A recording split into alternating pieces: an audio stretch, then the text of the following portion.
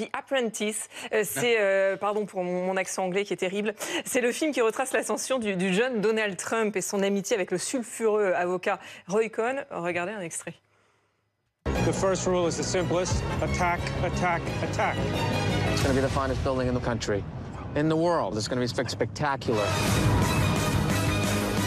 Rule 2, admit nothing, deny everything. You think you can beat the U.S. government? Rule 3. No matter what happens, you claim victory and never admit defeat.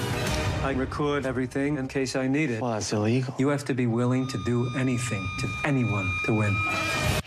Voilà, film qui sort là, à un mois de l'élection américaine, qui ne plaît pas beaucoup à l'équipe de campagne de Donald Trump. Et d'ailleurs, ce film, il a failli ne pas sortir. Absolument. Donc, il sort demain en France et vendredi aux États-Unis. Et il a fait l'objet d'une standing ovation de 8 minutes à Cannes. Et on imaginait que les distributeurs se précipiteraient pour l'acquérir. Sauf que dès qu'il est sorti, en fait, l'équipe de Donald Trump a menacé de faire interdire le film pour diffamation. Il faut savoir que dans le film, alors je vous spoil, hein, on assiste à quelque chose de très dur. C'est pas grave, je l'ai vu ce week-end.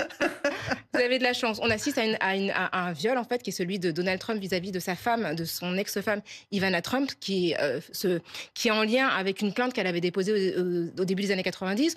On voit aussi, de manière plus légère, Donald Trump se faire une liposuction, aussi consommer des drogues. Donc, ils ont estimé que c'est la diffamation. Et ça a refroidi tous les distributeurs. Et donc, au lieu d'être acquis comme tous les films qui ont du succès à Cannes, eh bien, le film a eu énormément de difficultés à trouver des distributeurs aux États-Unis. Ça a fini par se faire in extremis, mais dans des conditions extrêmement difficiles. Et il faut savoir que les gens étaient frileux parce qu'ils avaient la crainte, au cas où Donald Trump remporterait l'élection présidentielle, que son administration se venge. On a pu voir, par exemple, que le département de la justice sous Donald Trump a tenté de bloquer le rachat du groupe qui détient CNN par AT&T.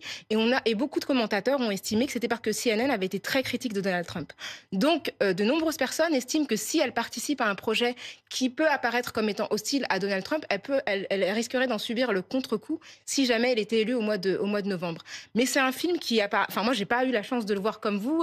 C'est Sebastian Stan qui campe un Donald Trump apparemment très convaincant des années 70. Je l'ai vu au Festival du film politique à la Baule. Vous avez beaucoup de chance, mais il a vraiment...